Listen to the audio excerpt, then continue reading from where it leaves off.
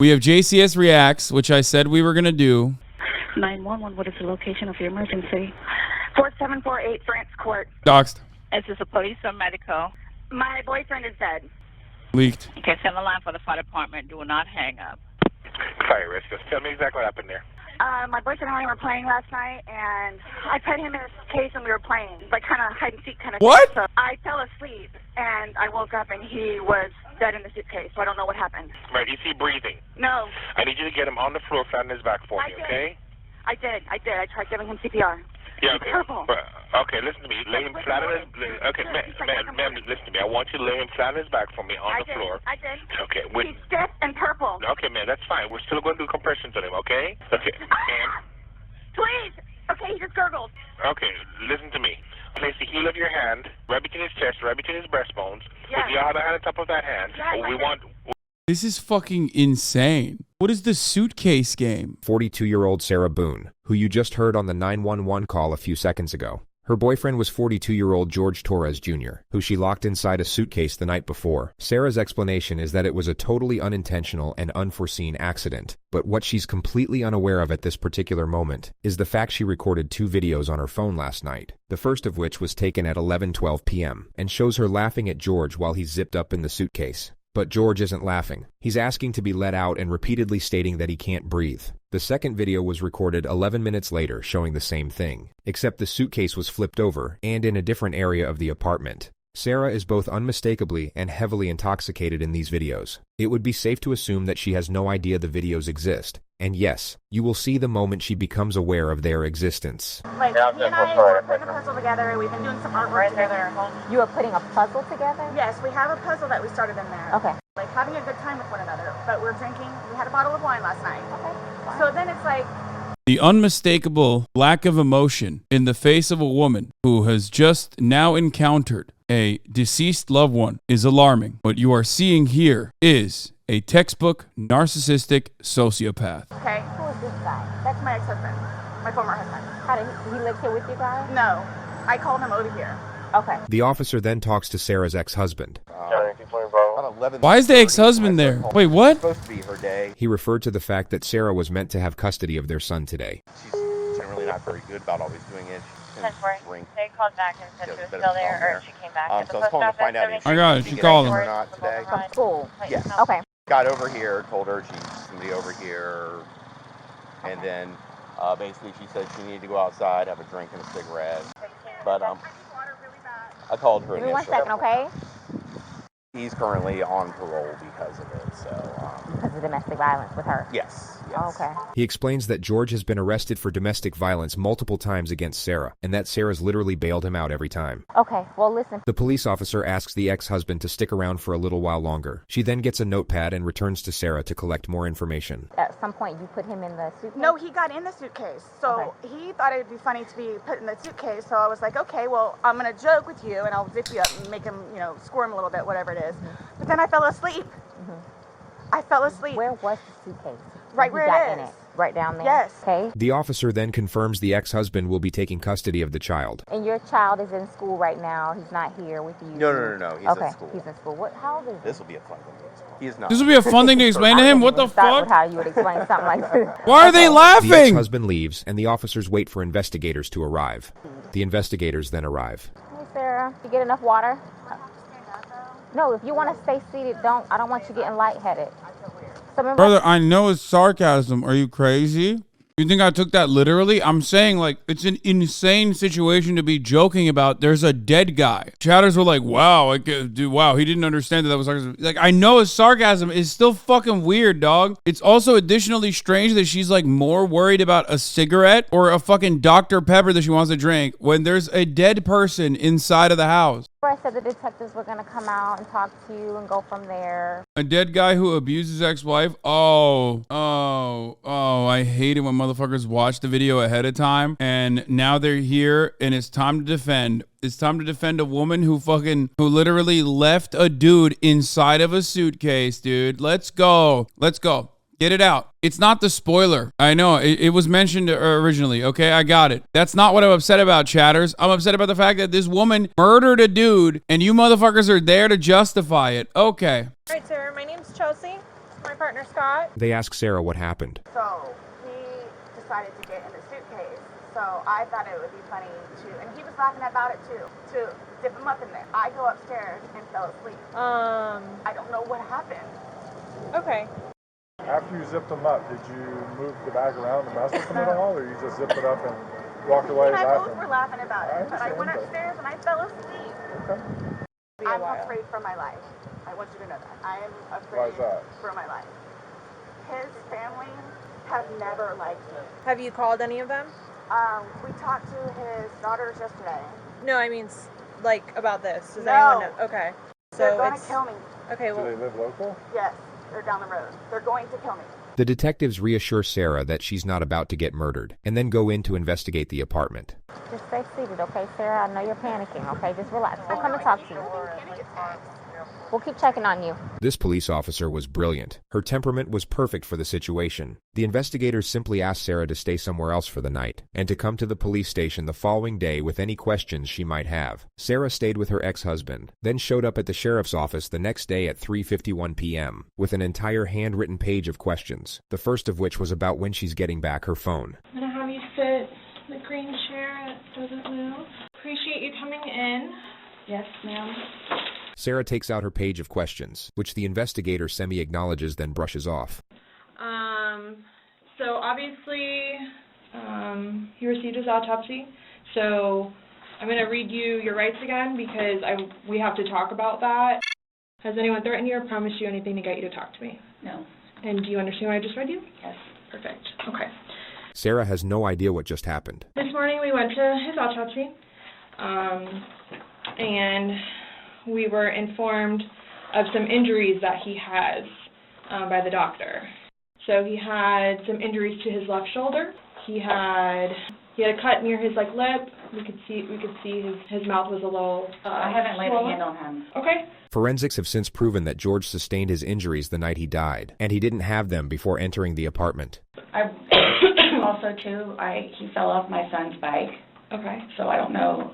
And he's notorious for running into the wall. The investigator details further injuries, including a contusion on his neck. And they're all recent. Try to just be like, yeah, the classic ran into a wall defense. Try to just be like, yeah, he clearly was running into walls. Where have I heard that one before? We had a good time sitting on the back porch, having wine, and smoking a couple of cigarettes, and then decided to go inside and literally paint, do puzzles, and play, and listen to music. That's why. She had all night to set this up, which is the issue. For all we know, she could have designed this entire scene of events from scratch. There is a 12-hour gap between the timestamp on her videos to the moment police showed up on her doorstep, which is plenty of time to assemble what looks like a very pleasant scene of events that in no way precipitated a drunken act of revenge that ultimately led to murder. The interrogator now brings up Sarah's last call to police, reporting domestic violence. Yeah, you said a month ago he hit you with a curtain rod. Yeah, with a curtain rod. That's why I can't believe you guys didn't take that either. She just referred to the fact that George didn't face charges for the alleged assault. We've been good. I don't know if, it's since the last time he got out of jail. We've been good, and he's been having his classes. What do you mean by good? What's your definition of good? I've been good. I don't think you all understand. He comes at me all the time. He comes at me. So it's either I flee or try to go upstairs and go to sleep. That's usually what it is. And I don't know if you talked to Brian about any of that, but most of the time when I flee, I go over there. Sarah is detailing possible motives for retaliation. Routine procedure would be to keep her train of thought locked on this element, provide encouragement and understanding while inquiring further into the suspect's grievances with the victim. The only problem is that the lead interrogator really doesn't like Sarah, and abandons the task of pretending to, which makes this a significantly flawed, yet remarkably entertaining process to bear witness. Right, but you're saying that you guys have been good, and when I asked you yesterday, the last incident that you could remember was the curtain rod incident, which you said was a month ago, so... Give or take.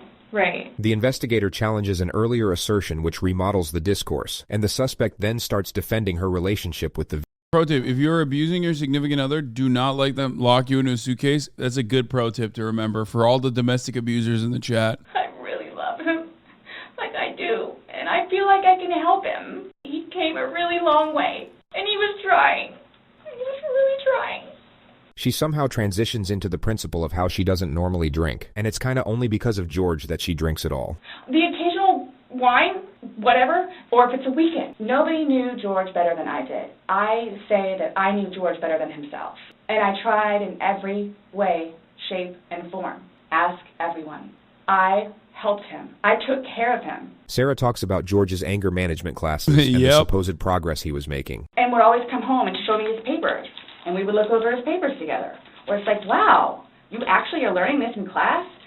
And some of the stuff that they would show them, like videos, he would come home and be like, Sarah, I'm so sorry for what I've done to you. When I tell you I love him, I love him. When you love somebody, you have limits. Everybody tells me that. Yeah, I'm sure a fucking detective in whatever police department they're in right now is going to be the most understanding of like how to deal with a domestic violence victim as well. Remember, she could be a domestic violence victim and still be a murderer, okay? At some point, somebody gets enough. In the next moment, the detective will say, then they have to do something to defend themselves. Sarah's temperament will completely switch at the completion of this sentence. Then they have to do something to defend themselves.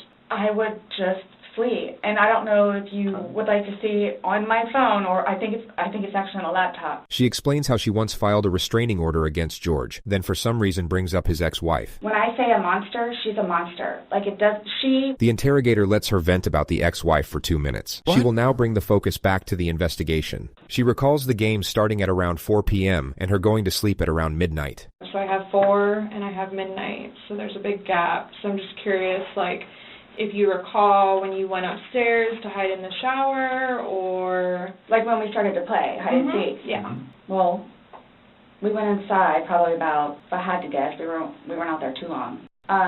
Worked on the puzzle again, finished it, started to paint. Well, started listening to music for a little bit, started to paint. Can we turn the music off? No problem. Started at the top, paint, whatever. I don't want to paint anymore. Let's just, come on. Okay, you want to play hide and seek? What he does is, okay, tag, you're it. I can't, like, this is the most unbelievable part about this entire story is that, like, 2 grown-ass adults decided to play hide and seek. It's just like, I get that it would be a significantly more believable story if she was like, this dude assaulted me multiple times, and the last time I cooked up a plan and I wanted to fucking kill him. Like, I cooked up a fucking plan and decided this is how I'm going to murder him in defense. It was yet another night where he was assaulting me or whatever the fuck. The fact that they were like, yeah, we're going to play hide and seek in an apartment. First of all, you put him in the suitcase. That's the worst game of hide and seek of all time. How do you hide and seek when you put him in the fucking suitcase? You know where he is. He's in the suitcase. Okay, there you go. Found him. Like, that doesn't even make sense. I mean, maybe I'm being real stupid about this, but like, he put himself in the suitcase. No, he didn't. You can't do that. You can't put yourself in a fucking suitcase, dog. That's not how this works. How? He always zipped himself up? Like, what are you, crazy? So it's like, okay, we know. Okay, take off. That's not how you play hide and seek. Mm-hmm. That's what we did. Have you guys ever played you said you played hide and seek like probably 3 times in your relationship. Mm-hmm. When you have played, have you ever zipped him up in a suitcase prior? No. Okay. The suitcase originally is in... Okay, I'm glad that the detectives are asking the important questions. I shouldn't have paused, but that does make sense. Okay, so do you remember making any videos or maybe having any photos, videos that you remember doing on your phone on Sunday? No. No? I think I took a picture of a dog. Okay, so fair. I do that too sometimes. That we found, and oh, she's already ulting. What the fuck? The detective is, bro, 30 minutes in? That's like unceremonious, okay? That's so early. With regard to the colossal realm of interrogation footage, the level of notoriety these next moments acquired is virtually unprecedented. I feel like this picture belongs on a wall somewhere. Mm-hmm. Can you see it? If you need to move it around, go ahead. No, I don't remember that. For everything you've done to me. For everything you've done to me. Your battery's about to die. Shutting down. Oh, okay. Let me... Sarah may have been hoping that that was the end of it. Really can't say that I blame her for that. Is it long? Because I don't know how much I can take. No. Do I have to watch this? I continuously throw up. I don't sleep. I don't want to see it, if that's okay. You can either explain it or we take it for what it is. Yeah. We're just trying to give you the opportunity to tell us what's going on. That's it. For everything you've done to me. Fuck you. Oh, it's a wrap. Oh, it's a wrap. Okay, dude, that's crazy. Okay. Well, that's the ticket right there. She said, for everything you've done to me, fuck you. It's GG's. It's over. It's a wrap. Bro, she literally fucking filmed it. She filmed it and was like, I'm doing a murder right now. I would like the record to show that I'm doing a murder right now because I hate this person. And I hope that this person suffocates inside of the suitcase. This is my motive. Stupid. Sarah. That's my name. Don't wear it up. Sarah. I don't want to watch it, please. Okay.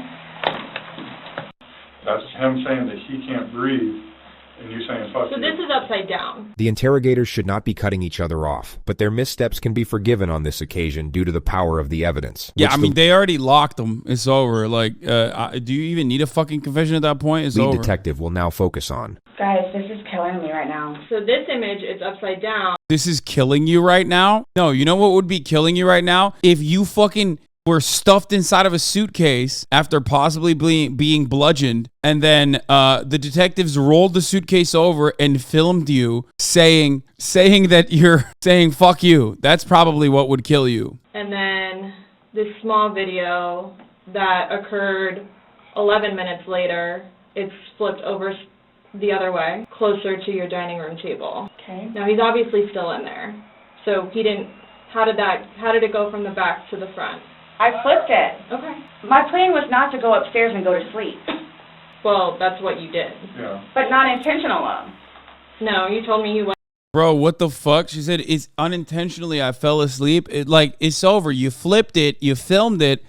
It's done. What the fuck? Just to be clear, Sarah still has no idea how screwed she is. She just referred to an earlier statement that she didn't lock up the suitcase all the way, so George could get out. Stops here. Okay, but Where's here? show me where you can see any fingers coming out. It's like this. But why is he saying I can't breathe, and why is he pushing on it as if he can't get out? And it doesn't show a hole. There's no hole. There's no fingers. I don't see his fingers. There's no hole. I don't know what you want me to tell you. Like, I don't know, like, what you want me to tell you. Showing you. I'm just telling you what we see and what we've heard from the other video. I understand. He's begging for you to let him out. You're laughing in the beginning, and then in the end, it sounds kind of like a... No, it's not malicious. Well, saying fuck you. It's not malicious. Then what is that?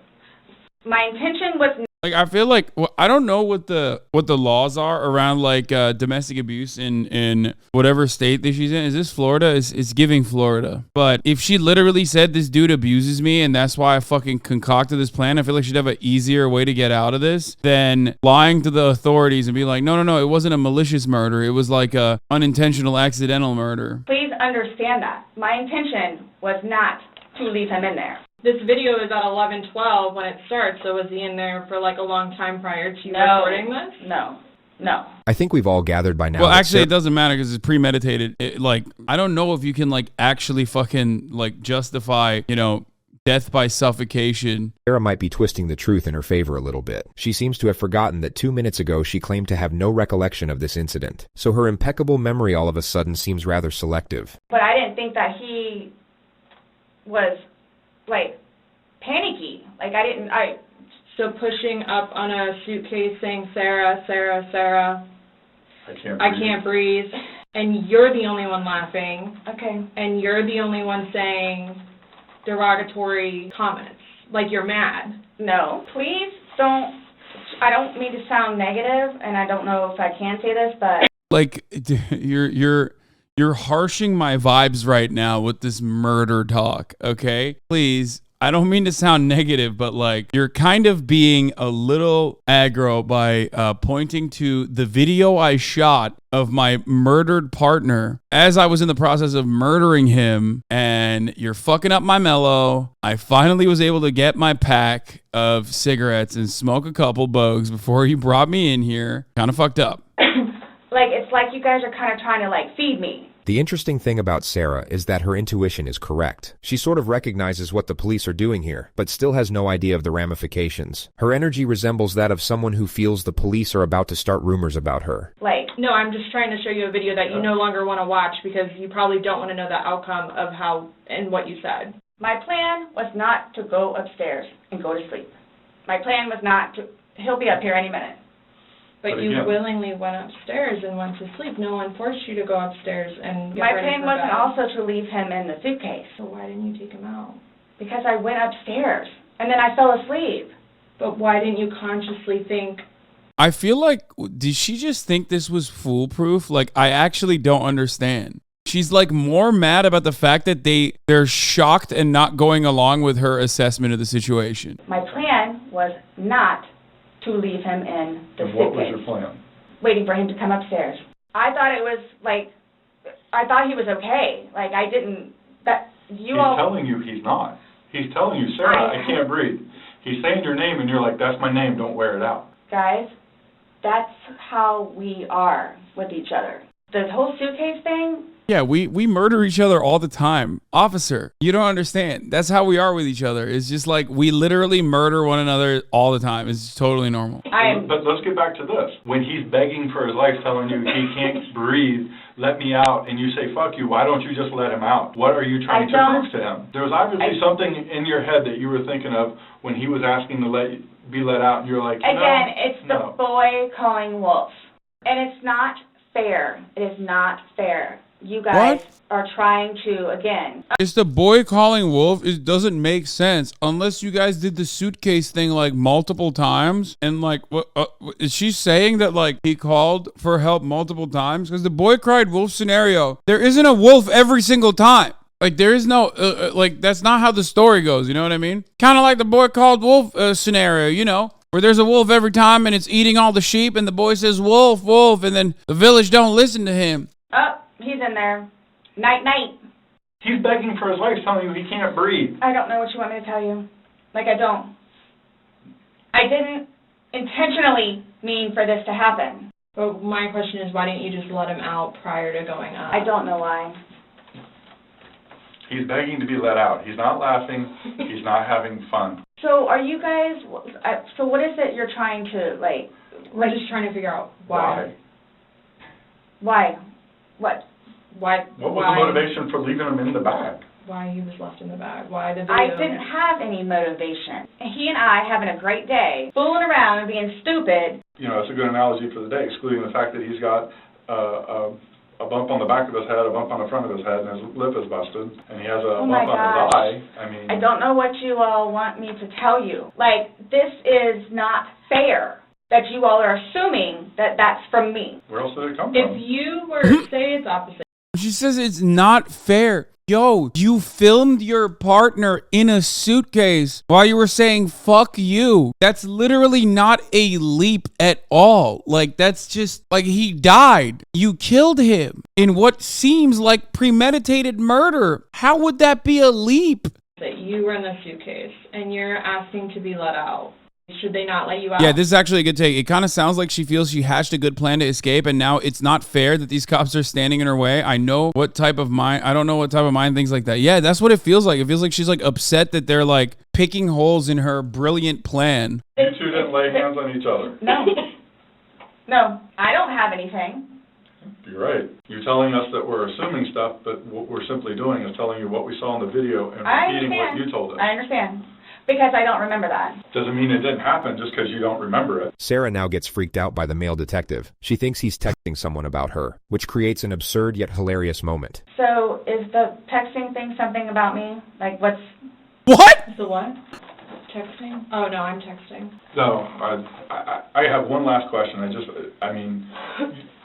You realize you're the person that killed him, right? I thought about that. Okay, you left him in a bag when he's begging you, saying, I can't breathe, let me out, and you said, fuck you.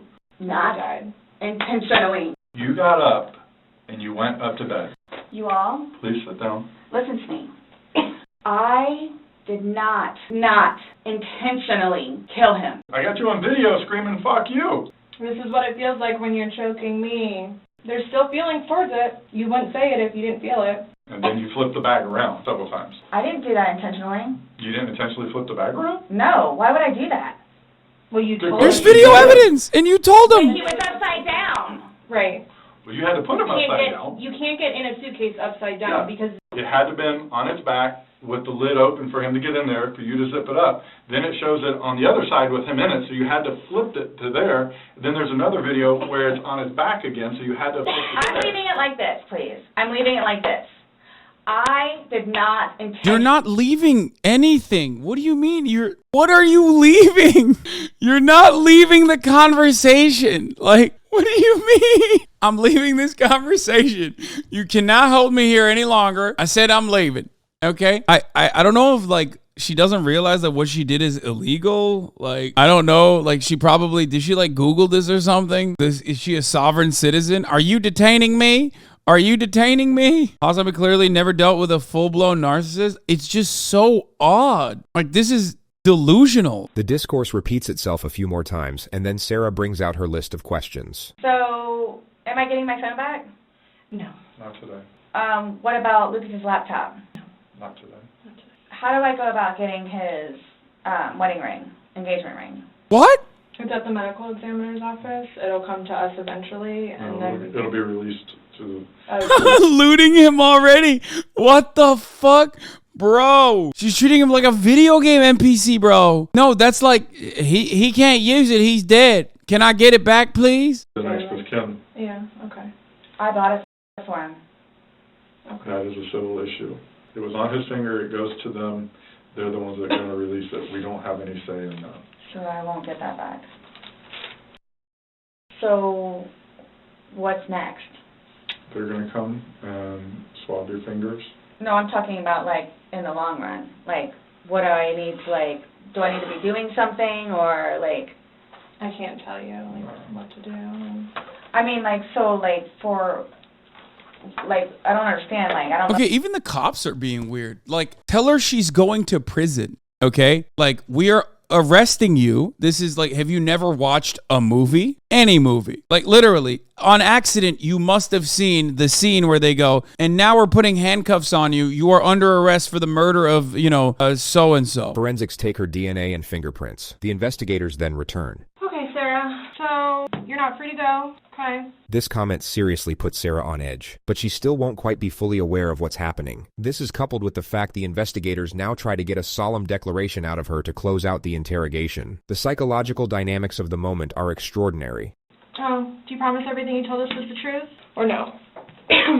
Everything we've talked about today? Yes. What do you mean? The investigator explains that it's just protocol. Do you promise and swear that everything we've talked about today has been true and accurate to the best of your knowledge? To the best of my knowledge. Correct. Why? That's how Anytime you we talk swear. to somebody, The male detective re-explains that it's just routine, only in a far more comforting tone. But the tone doesn't do a whole lot to reassure Sarah. She looks about ready to get swallowed up by a wormhole and take her chances in a separate dimension. It's not a trick question. To the best of my knowledge? To the best of your knowledge. Everything that you've told us today is true and accurate to the best of your knowledge. Yes, but it was not intentional. Okay. Okay. All right, do me a favor, stand up. I need you to turn around, face the wall. Put your hands behind your back. Do you have anything in your pockets that I should know about? No. Why is this happening? Because George is dead. Not intentionally. So this was a trick. You were read your rights. Why Are is you this trying? happening? Because What? Before y'all said I could leave. So what am I supposed to do now? I had a don't. Bro, he has nothing. Yo, leave the room. Let the female detective cook. You have nothing, bro. He's literally about to uncuff her. I swear to God. Just say the line, man. Sarah, you are under arrest for the murder of the victim. I forget his name. I need Work in there. suspicion this was going to happen. And I need water, like, really bad, please. How's she? An officer comes to take Sarah to the jail, but Sarah has questions first. Those holding cells, the holding cells, am I going to be put in one of those? I don't know. Last time I had a panic attack. Let them know that. Yeah. I don't know. Go ahead, stand up. I have not So found what am I anything. going to do with my purse? What made you all decide to do this? Made us decide to do this? Uh-huh. George is dead. You guys, I knew this was going to happen. You did? Sarah was taken to the Orange County Jail at 5:44 p.m. She was charged with second-degree murder and held without bond, which keep in mind was in late February of 2020, just before the entire planet went into lockdown due to a pandemic. So Sarah must have had a real fun time getting acclimated to the new environment. She's been in the county jail since, with a trial date set for April 10th of this year. She's currently working with her 7th attorney. 6 have already filed motions to get the fuck out of there, and all of them cited the same reason, which was irreconcilable differences. That's wild. 6 attorneys? She ripped 6 attorneys. She's on her 7th. Yo, that's incredible, dog. I've never seen someone. Okay. Low key, straight up, no joke. Her vibes are so bad that like it's almost impressive. Like I've never seen such like criminal vibes. You know what I mean? Like abysmal vibes so bad. You're like, the judge is probably going to give you extra fucking days in prison.